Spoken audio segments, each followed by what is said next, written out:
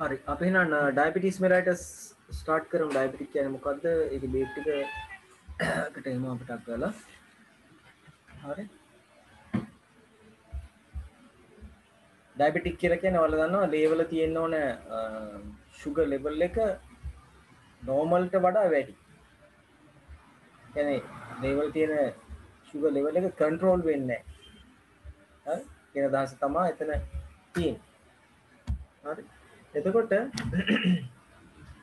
diabetes mellitus කියන එක අර්ථ දැක්වීම කියනවට අක්කලා බලන්න. Diabetes mellitus is defined as an elevated blood glucose associated with absence or inadequate pancreatic insulin secretion with or without concurrent impairment of insulin action.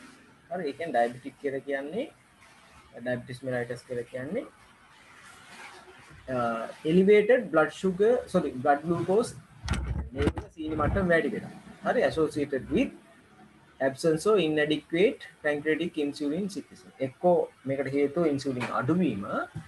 හරි. අඩුවීම එහෙම නැත්නම් ඉන්සුලින් නැත්තරම නැතිවීම. හරි. ඉන්සුලින් නැතිවීම හෝ ඉන්සුලින් අඩුවීම. secretion එක අඩුවීම හෝ නැතිවීම. with or without concurrent impairment of insulin action. ඒ වගේම insulin action එකේ සිදුවෙන අඩුපාඩුවක්. ඒ කියන්නේ අපි ඒකට කියන insulin resistance. හරි. insulin resistance එකක් සහිත අවස්ථාවක් හෝ එහෙම නොවන අවස්ථාවක් වෙන්නත් පුළුවන්. හරි. හරි. ඒතකොට මොකක්ද එහෙනම් වෙලා තියෙන්නේ? ලේවල සීනි වැඩි වෙලා තියෙනවා. එක්ක අග්න්‍යාසයෙන් ශ්‍රාවය වෙන ඉන්සුලින් ප්‍රමාණය මදි. එක්ක අග්න්‍යාසයෙන් ශ්‍රාවය වෙන ඉන්සුලින් ප්‍රමාණය හොඳටම නැහැ. නැත්තරම නැති තරම්. ඊට අමතරව ඉන්සුලින් වල රිසෙප්ටර් වලට බැඳෙන්න තියෙන හැකියාව. ඒ කියන්නේ ඉන්සුලින් වල රිසෙප්ටර් ඇෆිනිටි එක. එහෙම නැත්නම් ඉන්සුලින් රිසෙප්ටර් වලට බැඳෙන්න තියෙන හැකියාව අඩු වෙලා රෙසිස්ටන්ස් ඉන්සුලින් රිසෙප්ටර් වලට රෙසිස්ට් වෙලා තියෙන පුළුවන්. හරිද? මේ සියල්ලේම එකතුවෙන් එන දෙයකට තමයි ඩයබටික් කියන්නේ. හරි. එතකොට ඩයබටික් මෙලයිටස් වුණාම සමහර ලාවට ඉන්සුලින් ශ්‍රාවය අඩු වෙලා හැදෙන ඩයබටික් එකක් තියෙනවා. ඊට පස්සේ තව එකක් තියෙනවා ඉන්සුලින් ශ්‍රාවය වෙන්නේම නැතිම තරම් වෙන ඩයබටික් එකක් තියෙනවා. ඒ වගේම තව මේ ඒකෙම තියෙනවා ඉන්සුලින් ශ්‍රාවය යම් මට්ටමකට තියෙනවා. එමත් ඉන්සුලින් හොඳට ශ්‍රාවය වෙනවා. හැබැයි ඉන්සුලින් කියන ඉන්සුලින් රිසෙප්ටර් වලට බැඳෙන්නේ නැති රෙසිස්ටන්ස් ගතියක් තියෙන අවස්ථාවල තියෙන ඩයබටිකුත් තියෙන නිසා ඩයබටික් වලට ප්‍රධාන හේතු තුනක් තියෙනවා. එකක් තමයි ඉන්සුලින් ශ්‍රාවය අඩුවීම, අනිත් එක තමයි ඉන්සුලින් ශ්‍රාවය නැතිවීම, අනිත් එක තමයි ඉන්සුලින් තියෙනවා. හැබැයි තියෙන ඉන්සුලින් හරියට රිසෙප්ටර් වලට ගිහිල්ලා ටාගට් එකේ වැඩ කරන්නේ නැති. එතකොට මෙන්න මේ ආකාර ප්‍රධාන ක්‍රම තුන නිසා තමයි ඩයබටික් හැදෙන්න හේතු වෙන්නේ. හරි. එතකොට ඒකේ අපි blood glucose level එක naturally regulated විදිහට ඉස්සෙල්ලා බලලා ඉන්න ඕනේ. ඒ කියන්නේ අපි දන්නවා blood glucose එක regular වෙන එක blood glucose level එක regulate වෙන එක ඒ කියන්නේ homeostasis එකක්. ඒ කියන්නේ සමස්ථිතික ක්‍රියාවලිය දේහ අභ්‍යන්තර පරිසරයේ නිරෝධ තබා ගන්න ඕන. ඉතින් ඒකෙදි කොහොමද වෙන්නේ කියන එක පියවර 8කින් තියෙනවා මේ biology පොත් වලින් ගත්තේවා. එතකොට ඒකත් එක්ක ඒකේ දල අදහසක් තිබුණා ඇති. හරිද? දැන් අපි ඒක අපිට අකල් මේ හරහා යන් after taking glucose or carbohydrate contained food increase the blood glucose level than normal. හරිද? ඒ කියන්නේ අපි after taking glucose or carbohydrate contained food ඒ කියන්නේ ඔයාලා අනිවාර්යයෙන්ම මොන හරි carbohydrate තියෙන, සීනි තියෙන, glucose තියෙන කෑම එකක් කාපුවම අනිවාර්යයෙන්ම ලේවලට glucose විදිහට උරාගෙන ලේවල glucose level එක elevate වෙනවා. ඉහළ යනවා. හරිද? එතකොට එහෙම ඉහළ ගියාම එක හරි දෙක in fasting and do exercises or any energy wasting task reduce the blood glucose level than normal. හරිද? ඒ කියන්නේ කෑම සීනි තියෙන කෑමක් කාපුවම කාබෝහයිඩ්‍රේට් තියෙන කෑමක් කාපුවම ලෙවල් සීනි වැඩි වෙනවා. ඒ වගේම මොනවා හරි එක්සර්සයිස් එකක් කරනකොට බඩගින්නේ ඉන්නකොට හරි සීනි ලෙවල් එක අඩු වෙනවා. ඔයා අහලා තියෙනවා. හරි? ඔයා අහනවා අර anatomy physiology අහන්න ඉන්න තියෙන තැන. ඊට පස්සේ but the body control blood glucose level within normal range naturally. හැබැයි එහෙම සීනි වැඩි වුණත් අඩු වුණත් පැය කීපයක් ඇතුළත normal level එකට ගන්න පුළුවන්. ඒ කියන්නේ දැන් කෑම කාලු වෙලා හොඳ සුත්තට සීනි තියෙන කෑමක් කෑවොත් පැය දෙකක් හොඳට අපේ ෆන්ක්ෂන් වෙනවා නම් අපේ පැන්ක්‍රියාස් එක ඒ කියන්නේ අග්න්‍යාශය හොඳට ෆන්ක්ෂන් වෙනවා නම් පැය දෙකක් ඇතුළත normal level එකට එනවා.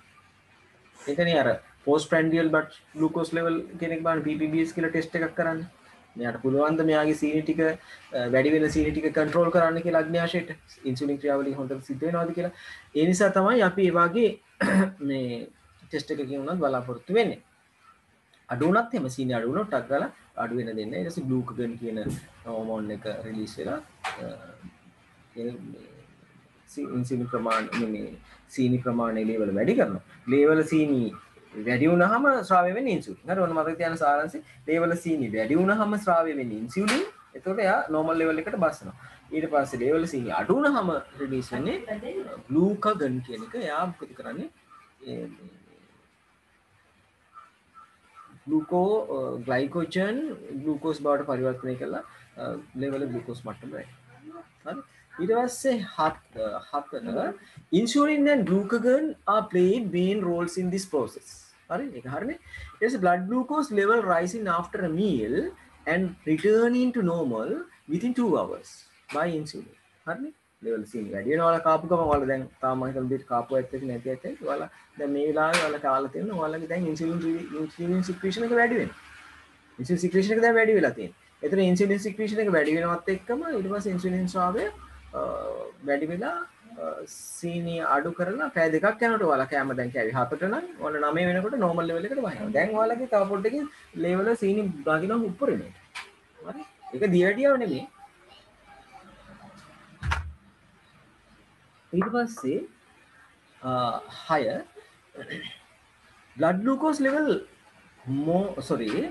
glucose levels are normally between 70 milligrams per deciliter and 110 milligrams per deciliter of blood in the morning after an overnight fast. ඒ කියන්නේ සාමාන්‍යයෙන් හිස් බඩින් එක්කෙනෙක්. ඒ කියන්නේ overnight fast එකක්. ඒ කියන්නේ අපි හිතමුකෝ හවස 7ට විතර කෑම කාලා උදේ 8ට 7ට උදේ 6ට විතර හරි කමක් නැහැ. ඒ කියන්නේ අඩුම වශයෙන් පැය 8ක් නිරාහාරව ඉඳලා ටෙස්ට් එක කරොත් අපි හිතමු රෑ 8ට විතර කෑම කාලා උදේ 8ට විතර අන්තිම කෑම වේල රෑ 8ට කාලා ඊට පස්සේ වතුර විතරක් දිවට කමක් නැහැ.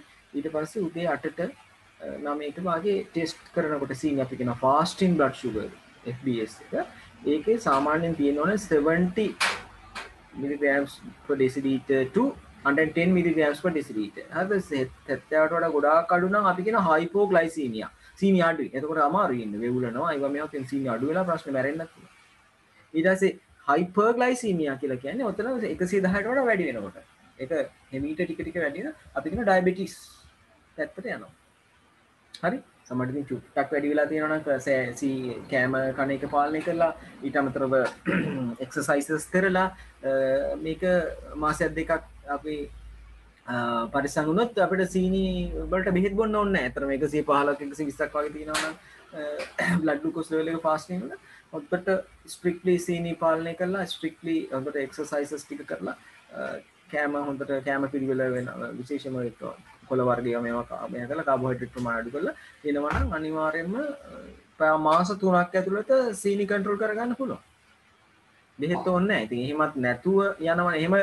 එහෙම සීනි කන්ට්‍රෝල් ඒ කියන්නේ එහෙම එක්සර්සයිස් කරලා එහෙම ඩයට් කන්ට්‍රෝල් කරලා ඒත් මාස 3කින් විතර මේක නෝමල් තත්ත්වයට එන්නේ නැත්නම් එතන අනිවාර්යෙන් ප්‍රශ්නයක් තියෙනවා අග්න්‍යාශයේ. ඒ කියන්නේ ඉන්සුලින් ස්‍රාවයේ අඩුවක් වෙන්න පුළුවන්. එහෙම නැත්නම් අග්න්‍යාශයේ ප්‍රශ්නයක් නැතුව ඉන්සුලින් තියෙන්න පුළුවන්. හැබැයි ඉන්සුලින් ප්‍රමාණවත් තරම් තිබුණාට රෙසිස්ටන්ට් තියෙන්න පුළුවන් රිසෙප්ටර් වලට බැඳෙන එක. හරි? තමයි ඩයබටික් වල පැතෝෆිසියොලොජි එකට අපිට එන්න වෙන්නේ. ඊට පස්සේ 7 these values are usually lower than 120 milligrams per deciliter to 140 milligrams per deciliter 2 hours after taking food or drinking beverage containing glucose or carbohydrate. ඒ කියන්නේ දැන් ඔයාලා දැන් මං කිව්වේ දැන් ඔයාලා කනවනේ උදේ දැන් කෑවනේ හොඳට. දැන් බත් කාලා තියෙන කියලා හිතනකො ඔයාලා කන්නේ carbohydrate content food එක.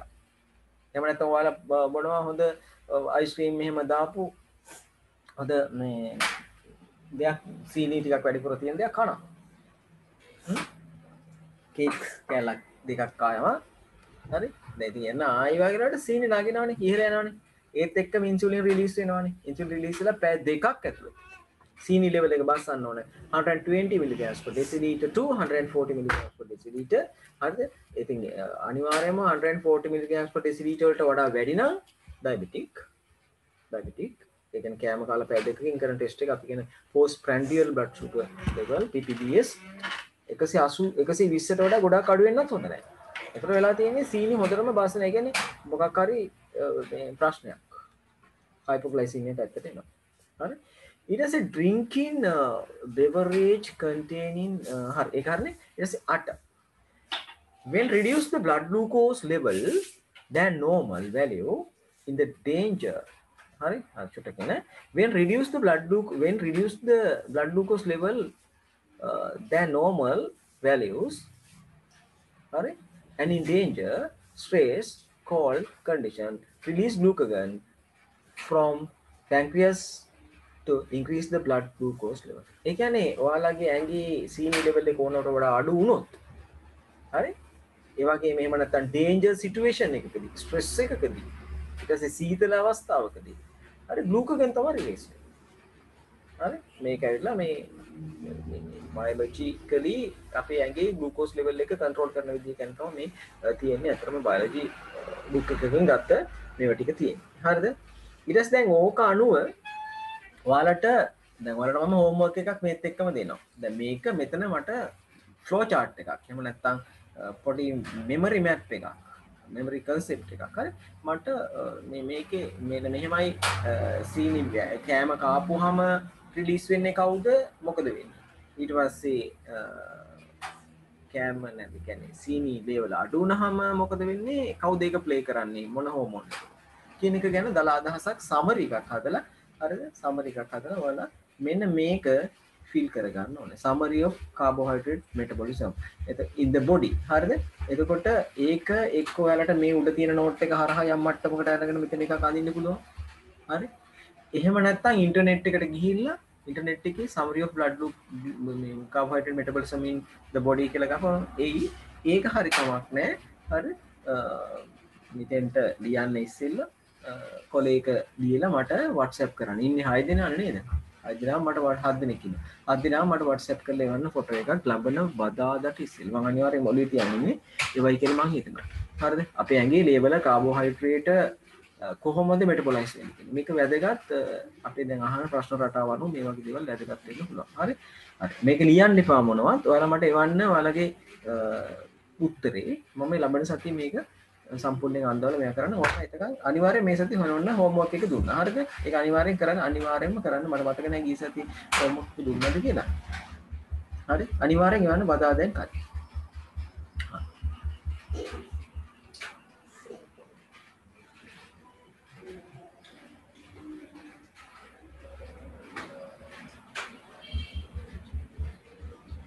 හරි හරිද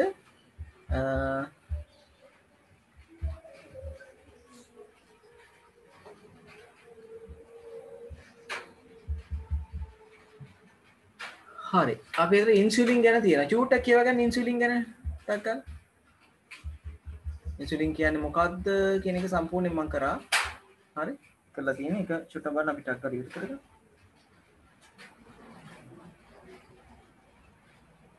අනිවාර්යෙන් print out එක ගන්න මම දවසක් කලින් යවන්නේ ඒකයි නැත්නම් ඔයාලට අමාරුයි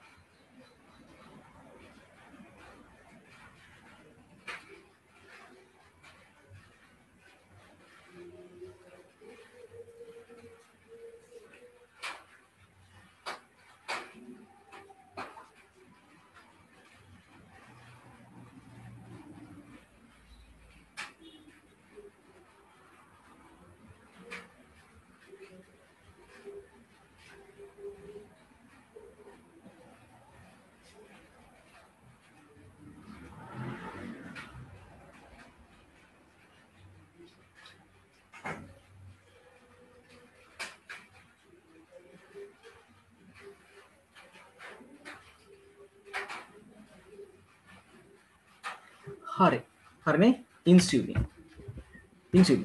කියලා කියන්නේ හෝමෝන් එකක් ඒක රිලීස් වෙන්නේ පැන්ක්‍රියාස් එකේ ඉන්සුලින් කියන්නේ අනිවාර්යයෙන්ම පොලිපෙප්ටයිඩ් එකක් නැත්නම් ප්‍රෝටීන් එකක් හරි ඒක තියෙන්නේ හැම නම්ල සංඛ්‍යාවක් නම් ওই නෝට් එකේ තියෙනවා. ඉන්සියුලින් හැදෙන්නේ කොහොමද? මොන පියවර වලින්ද? හැදෙන්නේ කොහෙද? රිලීස් වෙන්නේ කොහොමද? කියන එක ඔක්කොම මම මේකෙදී උගන්වනවා.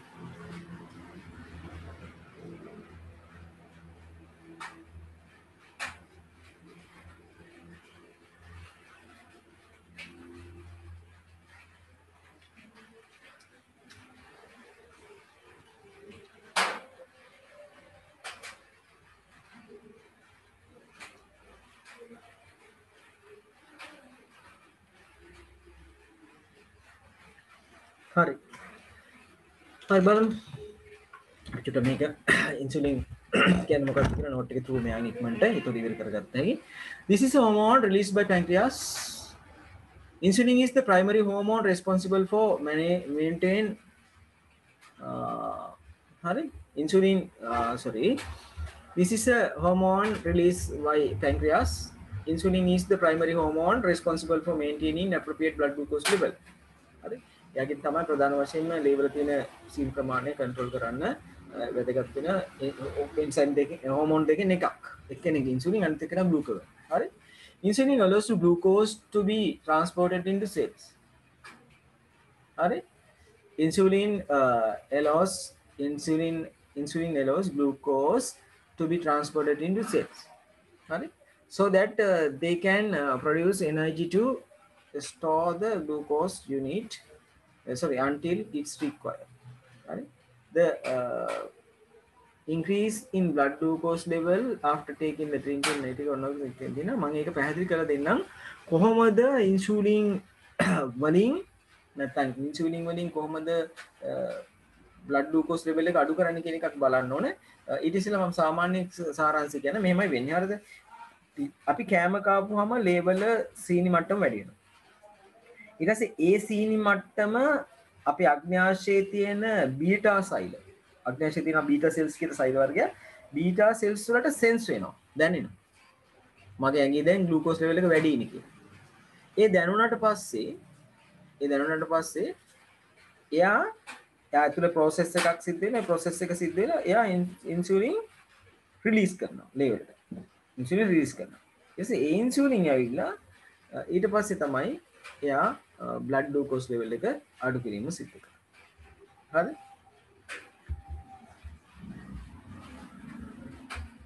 හරි. බලමු අපි insulin allows glucose to be transported into cells. හරි insulin වලින් තමයි අර එළියේ තියෙන නැත්නම් අභ්‍යන්තර පරිසරයේ තියෙන නැත්නම් ලේවල තියෙන glucose ටික සෛල වලට ඇද ගන්න. හරි? So that they can produce energy or store the glucose until it's required. ඒ කියන්නේ ඒ ලේවල තියෙන එහෙම නැත්නම් සෛල වලින් පිටත තියෙන glucose ටික සෛලස්සට අරගෙන මොකද කරන්නේ ග්ලූකෝස් පරිහරණය කරනවා සෛල විසින්. එහෙම නැත්නම් යොදා ගැනීම සිද්ධ කරනවා. දැන් අපි බලමු කොහොමද ඇත්තටම මේක කරන්නේ කියන එක. හරි. ඒක කරන විදිය මම ඔයාලට පෙන්නන්නම්. මෙන්න මෙතන තියෙනවා කරන විදිය. හරි. හරි. අපි කෑමක් කෑවා. කෑමක් කාපු ගමන් අග්න්‍යාශයේ බීටා සෙල්ස් වලින් ඉන්සුලින් රිලීස් වෙනවා. ඒතර ඉන්සුලින් රිලීස් වෙන ගමන් ඒ ඉන්සුලින් එනවා මෙහෙම. හරිද? ඉන්සුලින් ආපුවම මේ තියෙන සයිලෝප්ලාස්ම පටලේ. මේ තියෙන දේහ සෛලයක සයිලෝප්ලාස්ම පටලේ. ඒතර දේහ සෛල වල තියෙන සයිලෝප්ලාස්ම පටලේ තියෙන මෙන්න මේ වාගේ එකක් තමයි රිසෙප්ට් එකක් තමයි ඉන්සුලින් රිසෙප්ට් එක කියන්නේ. ඉන්සුලින් රිසෙප්ට් එක. හරිද? එතකොට මේ ඉන්සුලින් රිසෙප්ට් එකට බලන්න මේ ඉන්සුලින් රිසෙප්ට් එක. හරිද? ඉන්සුලින් රිසෙප්ට් එකට ඉන්සුලින් ගිහලා බැඳෙනවා. ඉන්සුලින් බැඳුනහම ඒ ඉන්සුලින් බැඳීමේ ප්‍රතිඵලයක් විදිහට මොකද වෙන්නේ මට අවශ්‍ය එක විතර දැනට කියන්න මේ සයිලෝප්ලාස්මය තුළ සිද්ධ වෙන ෆොස්ෆොරිලීකරණ යාන්ත්‍රණය. මේ ෆොස්ෆේට් කාණ්ඩයේදී ඒතර මෙහෙම ගිහිල්ලා එයා GLUT4 කියන වෙසිකල් එකක් හදනවා. එහෙම නැත්නම් GLUT4 කියලා විතර කරනවා. කැරියර් ප්‍රෝටීන් එකක්. එයා මෙතෙන්ට ප්ලග් කරනවා. සයිලෝප්ලාස්ම පට ප්ලග් කරලා මෙයා ඕපන් කරන ගේට් එකක් නැත්නම් channel එකක්. channel එකක් ගේට් එක ඕපන් කරනවා. ඒකේ ප්‍රතිඵල විදිහට ග්ලූකෝස් ඇතුළට එනවා. තේරුණාද? ලේවල සීනි වැඩි වෙනවා. ඒක අග්න්‍යාශය විසින් දැන ගන්නවා. අග්න්‍යාශයේ බීටා සෛල වලින් ඉන්සුලින් රිලීස් කරනවා. ඒ ඉන්සුලින් ඇවිල්ලා සයිලෝප්ලාස්ම පටල මත තියෙන ඒ කියන්නේ මෙම්බ්‍රේන් වල තියෙන රිසෙප්ටර් එකක් කියන්නේ ට්‍රාන්ස් මෙම්බ්‍රේන් රිසෙප්ටර් එකක් ඉන්සුලින් රිසෙප්ටර් එකෙන් එතන බැඳුනට පස්සේ එයාගේ ප්‍රතිඵලයක් විදිහට එයා ඉස්සරහට පණිවිඩය අරන් ගිහලා සයිලෝප්ලාස්ම පටලේ දිගේ සයිලෝප්ලාස්මේ දිගේ ෆොස්ෆොරිලීකරණ යාන්ත්‍රණයක් විදිහට හරි ඒ අරන් ගිහිල්ලා ඒ මැසේජ් එක දෙන්නේ GLUT4 කියන ගේට් එකක් විදියට. නැත්නම් GLUT4 කියන ගේට් එකක් හදලා ගේට් එක ඕපන් කරනවා. ඒ ගේට් එක හරහා මෙයා ග්ලූකෝස් ඇදලා ගන්නවා. එතකොට එළියේ තියෙන ග්ලූකෝස් ටික දැන් සයිල ඇතුලේ. එතකොට ටක් ගාලා සීනි ලෙවල් එක බහින්නේ වන්නවා විදියට තමයි කෑම කාලා පැය දෙකකින්. මොකද අපේ ඇඟේ සයිල විශාල සංඛ්‍යාවක් තියෙනවා. මිලියන ට්‍රිලියන ගණනක් තියෙන පුළුවන්. විශාල ගණනක්. නේ? හරි. ඔය විදිහ තමයි කරන්නේ. හරි එහෙනම් ඔයාලට පේනවා සීනි ලෙවල් එක කන්ට්‍රෝල් කරන්න නම් ඉන්සුලින් අනිවාර්යෙන් තියෙන්න ඕනේ. ඉන්සුලින් රිසෙප්ටර් වල ක්‍රියාකාරීත්වය නියමිත පරිදි තියෙන්න ඕනේ. ඒ කියන්නේ ඉන්සුලින් ප්‍රමාණවත් තරම් තියෙන්න ඕනේ. ඉන්සුලින් රිසෙප්ටර් වල ක්‍රියාකාරීත්වය නියමිත විදිහට තියෙන්න ඕනේ. දැන් මේ ඉන්සුලින් රිසෙප්ටර් වල හැඩේ එහෙම වෙනස් වුණා. දැන් ඉන්සුලින් රිසෙප්ටර් එක කියලා කියන්නේ ඔයාලා දන්නවා ලොක් එක. ඉන්සුලින් කියලා කියන්නේ යතුරු නැත්නම් කී එක. ලොක් ඇන් කී තියරි මේක තියෙන්නේ. ඒතකොට ඉන්සුලින් රිසෙප්ටර් එකේ යතුරු නේ ලොක් එකනේ. ලොක් එකේ හැඩේ වෙනස් වුණා. කවදාකවත් යතුරකට දාන්න බෑනේ. ඒතර මේවා හැඩ වෙනස් වෙලා තිබුණොත් එහෙම හරි අනිවාර්යයෙන්ම ඉන්සුලින් කොච්චරද? ඉන්සුලින් ලීටර ගණක් මේ ඇඟට ගැහුවත් වැඩක් නැහැ. ඉන්සුලින් රිසෙප්ටර් වල ක්‍රියාකාරීත්වය හරියට සිදු වෙන්නේ නැත්නම්. හරි? හරි. එතකොට ඒක මතක තියාගන්න. එතකොට ඔන්නෝම තමයි ඉන්සුලින් රිලීස් වීම සිද්ධ වෙන්නේ. ඊට ඉන්සුලින් කියන්නේ කවුද කියන එක අපි අහුව විග්‍රහ කරලා බලමු. ඉන්සුලින් හැදෙන්නේ කොහොමද? කවුද ඉන්සුලින් කියන්නේ? හරිද? හරි.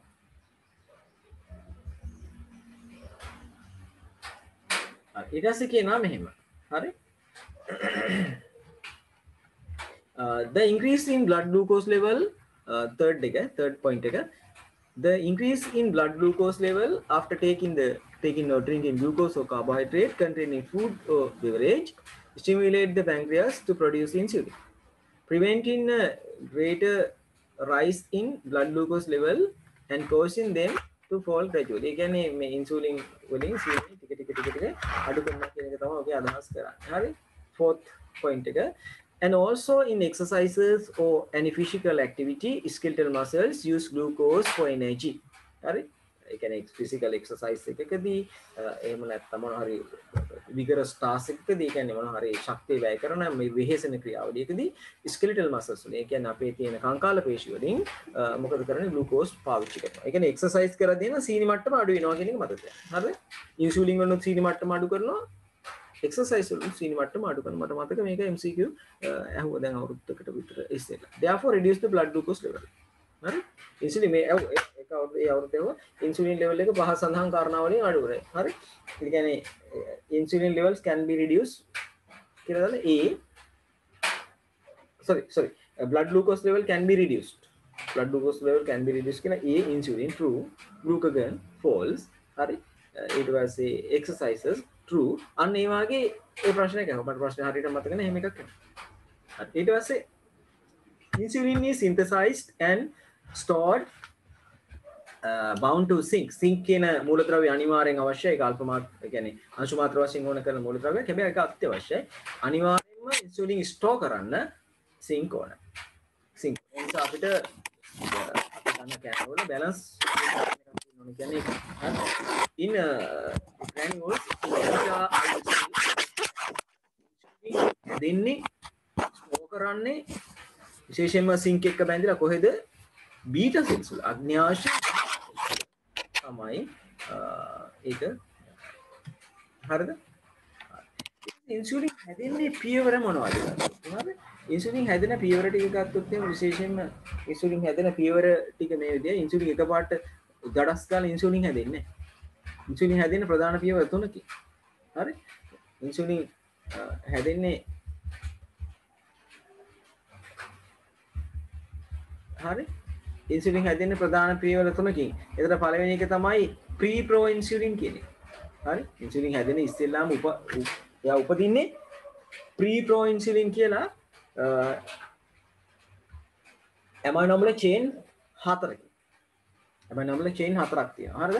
ඒතර ප්‍රී ප්‍රෝ ඉන්සුලින්. හරි? ඒතර මේ අග්න්‍යාශයේ බීටා සෛල තුල ඉන්සුලින් හැදෙන පළවෙනි පියවර පළවෙනි විදිය ඉන්සුලින් හැදෙන්නේ මෙහෙමයි ප්‍රී ප්‍රෝ ඉන්සුලින්. ඒතර මේ තියෙන චේන් A, චේන් B, මේ පාට වලින් තියෙන චේන් C, චේන් D. හරි? සිග්නල් සීක්වන්ස් කියලා කියනවා. හරි? ඒක අපි කියන්නේ ප්‍රී ප්‍රෝ ඉන්සුලින්. ඊට පස්සේ ඒක මැචුර් වෙන්න පටන් ගන්නවා ටික.